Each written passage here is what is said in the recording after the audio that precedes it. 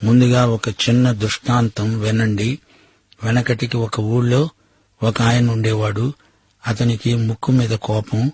ఏది అడిగినా ప్రతిదానికి కోప్పడతాడు. కోప్పడడానికి కారణాలు వెతుక్కుంటాడు. కోపపడడం అతనికి అలవాటైపోయింది. అదే అతనిలో ఒక జబ్బుగా పరిణమించింది. బాగున్నావా అంటే బాగా ఉండకుండా ఉంటే విందామా అని అడుగుతున్నావా అంటాడు. మర్యాదగా కాళ్ళు కడుక్కోమంటే నా కాళ్ళు మంచివి కాదనుకుంటున్నావా అని మండిపడతాడు. స్నానం చెయ్యి అంటే నేను మురికి మనిషిని అనుకుంటున్నావా అని ఎగిరిపడతాడు. మీ అబ్బాయి పరీక్ష పాస్ అయినాడా అని అడిగితే ఫెయిల్ కావాలనుకుంటున్నావా అంటాడు. ఈ విధంగా అయిన దానికి కాని దానికి ప్రతి ఒక్కరి మీద విసుక్కుంటాడు, కోప్పడతాడు. అతని జబ్బును ఏ వైద్యుడు బాగు చేయలేకపోయాడు. అందుకని అతనికి అగ్నిపర్వతం అని పేరు పెట్టారు. ప్రియ శ్రోతలు, కోపమనేది ఒక ఉద్రేకం. దాన్ని దేవుని బిడ్డలు ఆధ్యాత్మీకరించుకోవాలి. ఎఫెసీ పత్రిక 4:26 కోపపడండి గాని పాపం చేయకండి అన్నాడు భక్త పౌలు. కోపం 2 విధాలు. మంచి కోపం, చెడ్డ కోపం. మంచి కోపమైతే అందులో స్వార్థముండదు. దాన్ని ప్రజలకు ఉపయోగకరంగా మార్చుకోవాలి. దేవుని యందు విశ్వాసముంచిన వారికి చెడ్డ కోపం మీద ఘన విజయం ప్రాప్తిస్తుంది. ఇప్పుడు మనం యోబు గ్రంథం 35 నుండి విందాము. ఎలీహు మాట్లాడుతున్నాడు. యోబు, నీవేమంటున్నావు? నేను పాపము చేసిన ఎడల నాకు కలిగిన లాభం కంటే నా నీతి వలన నాకు కలిగిన లాభమేమిటి? అది నాకు ఏమి ప్రయోజనము అంటున్నావా? అంటే దేవుడు అన్యాయస్థుడని గదా నీ ఉద్దేశ్యం? నీ హేతుబుద్ధి పెడత్రోవ పట్టింది. 5 ఆకాశము వైపు నిదానించి చూడు, నీకన్నా ఉన్నతమైన ఆకాశ విశాలముల వైపు చూడు. నీవు పాపము చేసినా ఆయనకు నీవేమైనా చేయగలిగావా? నీ అతిక్రమాలు విస్తరించినా ఆయనకు నీవేమైనా చేయగలిగావా? నీ ప్రవర్తన వల్ల దేవుడు ఎలా ప్రభావితుడవుతాడు? ఆయనకు నీ పట్ల జాలి, ప్రేమ అంతకు మించి మరేమీ కాదు. అబ్రహాము విషయం చూడండి. హాగరు అనే దాసిదాని విషయంలో అబ్రహాము పాపం చేశాడు. దాని ద్వారా ఎట్టి ఫలితం వచ్చిందో అందరికీ తెలుసు. నేటి వరకు మధ్యప్రాచ్యంలో అబ్రహాము చేసిన దాన్ని బట్టి సంఘర్షణలు కొనసాగుతూనే ఉన్నాయి. శారా సలహా విని ఈజిప్టు దాసీదాన్ని కూడినందుచేత శారా, అబ్రహాములిద్దరూ దీనికి నైతిక బాధ్యత వహించవలసి ఉంది. 4000 సంవత్సరాలు వారి చర్య ప్రపంచ చరిత్రపై దుష్ప్రభావం చూపెట్టింది. అందుకే మానవుడు పాపం చేస్తే దేవుడు బాధపడతాడు.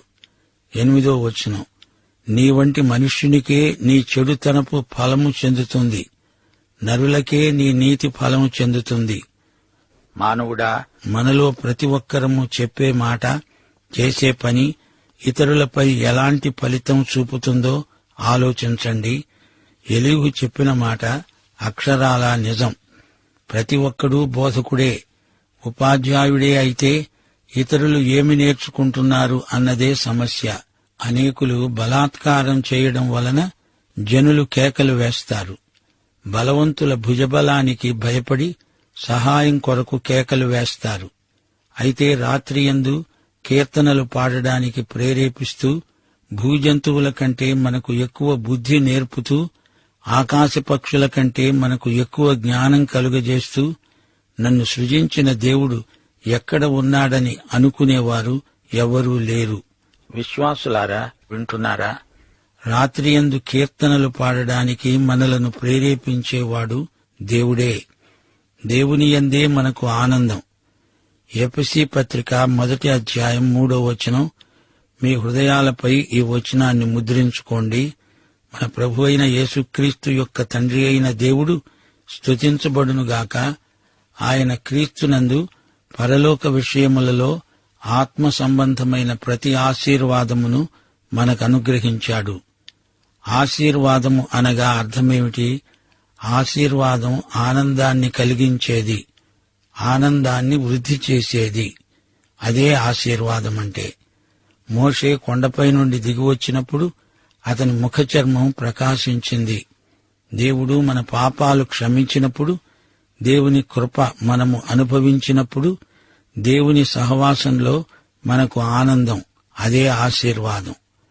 1 యోహాను 1:4 మన సంతోషము అనగా ఆనందము పరిపూర్ణమవడానికి మేము ఈ సంగతులను రాస్తున్నాము. రాత్రియందు కీర్తనలు పాడడానికి దేవుడు మనల్ని ప్రేరేపిస్తాడు. చెరసాలలో పౌలు శీలలు పాటలు పాడారు. అది అర్ధరాత్రి వేళ. ఎలీహు ఈ సత్యాన్ని నేర్చుకున్నాడు. గోత్రకర్తల కాలంలో రాత్రియందు ఆనంద గీతాలు పాడుకునే కృప దేవుడు ఎలీహుకు అనుగ్రహించాడు. ఇతని ప్రసంగమే గోష్ఠీ సభకు ముగింపు. దేవుడు యోబుతో నేరుగా మాట్లాడబోతున్నాడు. ఒక పెద్ద గాలి తుఫాను రాబోతున్నది. తుఫానులో నుండి దేవుడు యోబుకు ఉపదేశించబోతున్నాడు. జీవితంలో పెను తుఫానులు చెలరేగినప్పుడు దేవుడు ప్రశాంతంగా మన ఆత్మలతో మాట్లాడతాడు.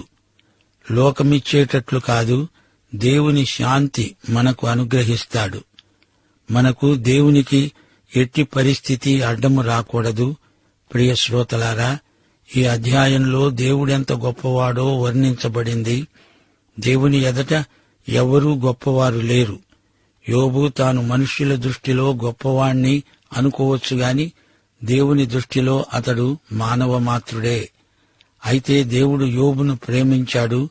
అందుకే దేవుడు పరలోకంలో సైతానుతో యోబు పక్షాన వాదించాడు. మరో మాట, దేవుడు మహోన్నతుడు. అయితే దేవుడు మనకు దూరస్థుడేమీ కాడు. ఆయనకు మనమంటే ఎంతో శ్రద్ధ. దేవుని ప్రేమ ఎంతో గొప్పది.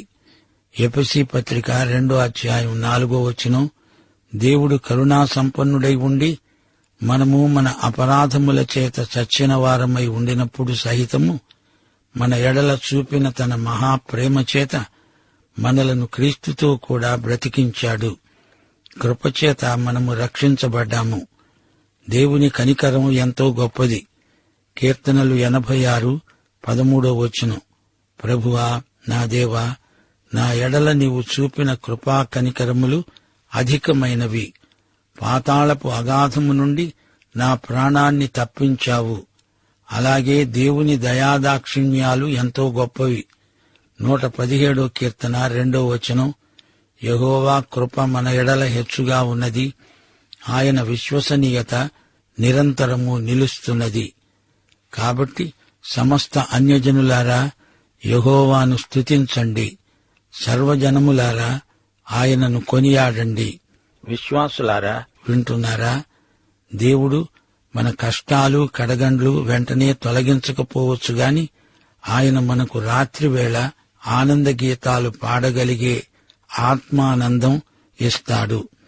కీర్తనలు 42:8 పగటివేళ యెహోవా తన కృప కలుగ ఆజ్ఞాపిస్తాడు.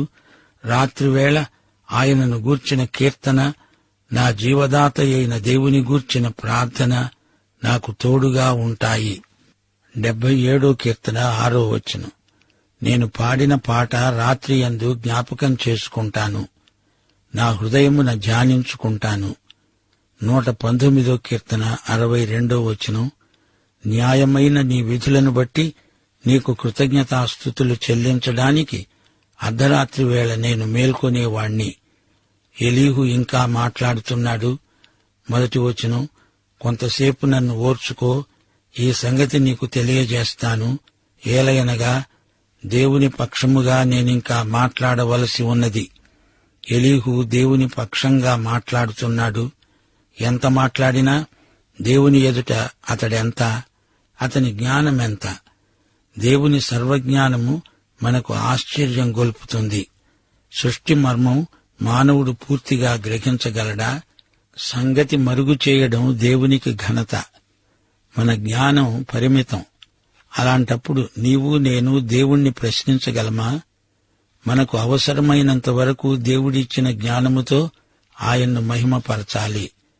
నేను కుర్చీలో కూర్చున్నాను, కాని ఆ కుర్చీని గురించిన వివరాలు నాకు తెలియనవసరం లేదు.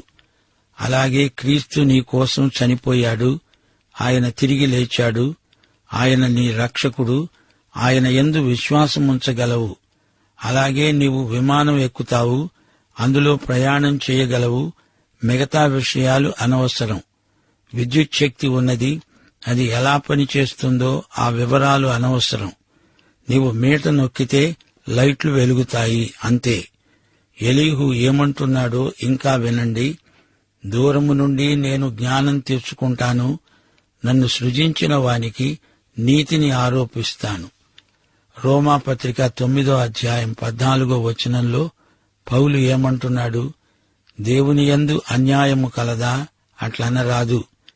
దేవుడు ఏమై ఉన్నాడో, ఆయన ఏమి చేస్తాడో అన్నిటిలో ఆయనే నీతిమంతుడు.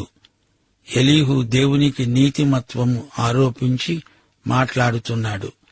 మానవుడు దేవుణ్ణి ఎరుగడు. ఎందుకని? 4వ వచనం, నా మాటలు ఏమాత్రమును అబద్ధము కాదు. పూర్ణ జ్ఞాని ఒకడు నీ ఎదుట ఉన్నాడు, ఆయనే దేవుడు. 7వ వచనం, నీతిమంతులను ఆయన చూడకపోడు. సింహాసనం మీద కూర్చుండే రాజులతో ఆయన వారిని నిత్యము కూర్చోబెడతాడు, వారు ఘనపరచబడతారు. దేవుడు బలవంతుడు, ఆయన వివేచన శక్తి బహు బలమైనది. ఆయన దీనులకు న్యాయం జరిగిస్తాడు. అయితే ఎలీహు దేవుడు మానవునికి ఎంతో దూరమై ఉన్నట్లు మాట్లాడుతున్నాడు. అది పొరపాటు. దేవుడు మానవునికి దగ్గరగానే ఉన్నాడు గాని మానవుడే దేవునికి దూరమైపోతున్నాడు. దానికి కారణం యెషయా గ్రంథం 59వ అధ్యాయం 2వ వచనంలో పేర్కొనబడింది. మీ పాపములు ఆయన ముఖమును మీకు మరుగుపరిచాయి గనుక ఆయన ఆలకింపుకున్నాడు. మీ చేతులు రక్తము చేత, మీ వేళ్లు దోషము చేత అపవిత్రపరచబడినవి. మీ పెదవులు అబద్ధాలాడుతున్నవి. నీతిని బట్టి ఎవడూ సాక్ష్యము పలకడు, సత్యమును బట్టి ఎవడూ వ్యాజ్యమాడడు. అందరూ వ్యర్థమైన దానిని నమ్ముకొని మోసపు మాటలు పలుకుతారు. చెడుగును గర్భము ధరించి పాపాన్ని కంటారు. ఇది అసలు సంగతి. దీన్ని బట్టే మానవుడు దేవునికి దూరమైపోతున్నాడు. అయితే దేవుని బిడ్డలారా, ఈ రోజున నీవు గాని నేను గాని మరెవరు గాని దేవునికి దూరమైపోవలసిన అవసరమే లేదు.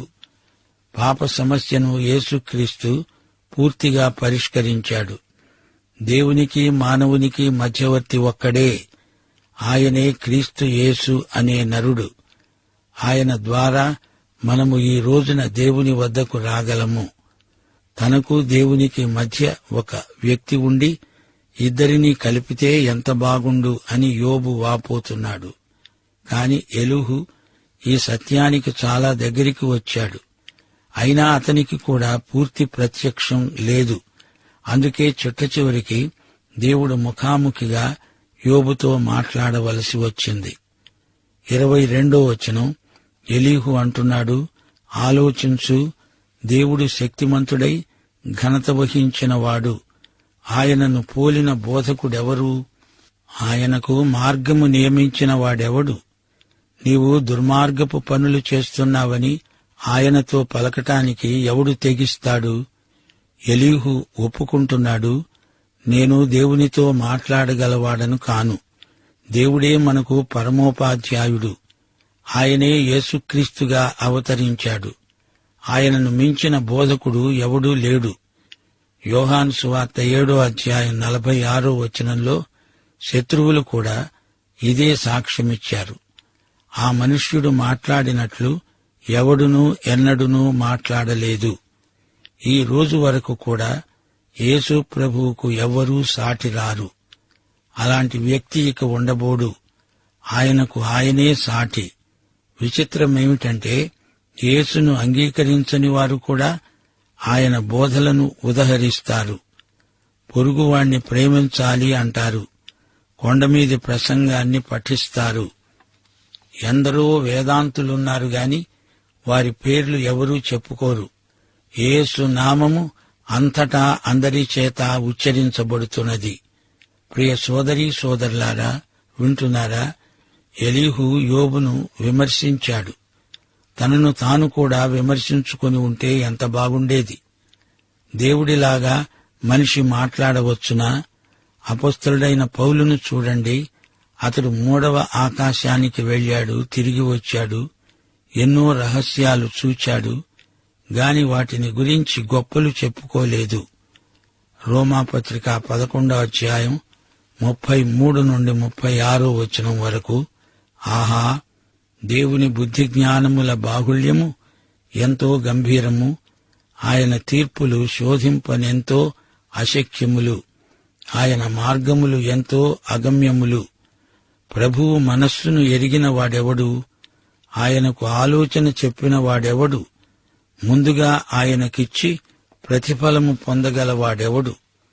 ఆయన మూలమున, ఆయన ద్వారా, ఆయన నిమిత్తము సమస్తము కలిగి ఉన్నవి.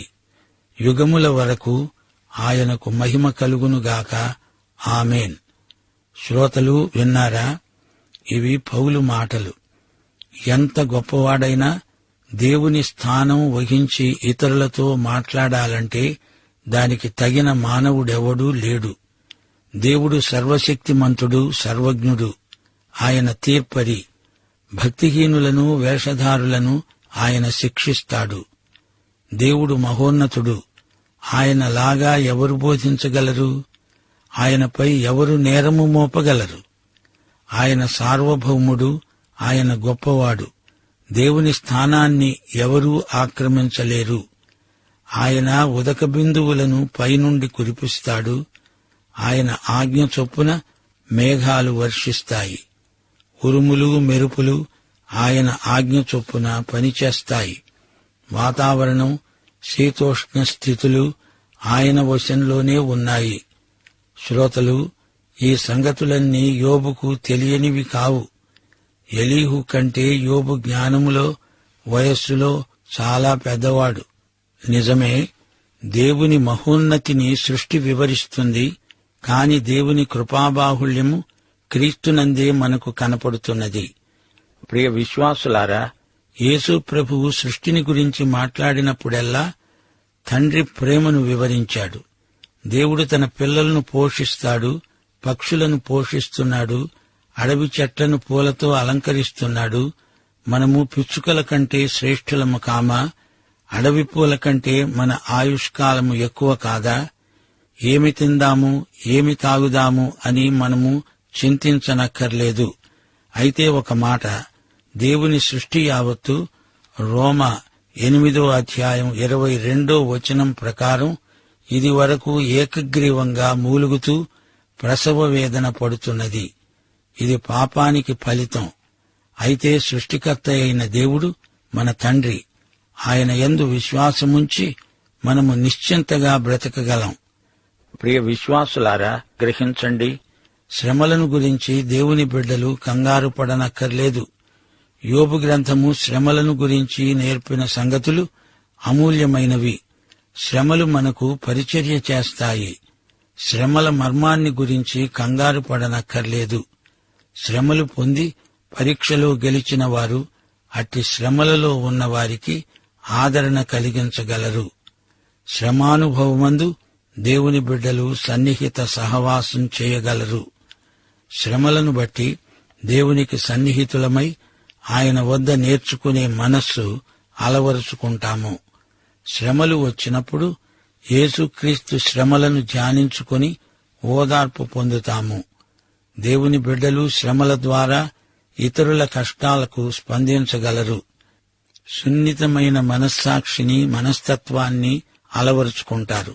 అంతేగాని శ్రమలు వచ్చినప్పుడు దేవునికి ఎదురు తిరగకూడదు. దేవునికి ఎదురు ప్రశ్నలు వేయకూడదు. స్వార్థ కేంద్రితమైన మనస్సు మంచిది కాదు. మనస్సును కఠినపరుచుకొనకూడదు. నిరాశావాదం పనికిరాదు. దేవుని మీద సణక్కూడదు. మన తప్పుడు అభిప్రాయాలను సరిచేసుకోవాలి. శ్రమల బడిలో, దేవుని ఒడిలో అమూల్యమైన పాఠాలు నేర్చుకుంటాము. ప్రసంగి గ్రంథం 3వ అధ్యాయం 11వ వచనం, దేవుడు శాశ్వత కాల జ్ఞానమును నరుల హృదయమందు ఉంచాడు. గాని దేవుడు చేసే క్రియలను పరిశీలనగా తెలుసుకోవడానికి అది చాలదు. ప్రియులారా, నీవు యేసుక్రీస్తును నీ స్వకీయ రక్షకుడుగా ఎరుగుదువా? అయితే ఈ పాఠం నీకోసమే. పాఠం ముగిసింది. ప్రభు అయిన యేసుక్రీస్తు వారి కృప, తండ్రి అయిన దేవుని ప్రేమ, పరిశుద్ధాత్మ యొక్క అన్యోన్య సహవాసము మనకందరికీ సదాకాలము తోడై ఉండునుగాక. ఆమేన్.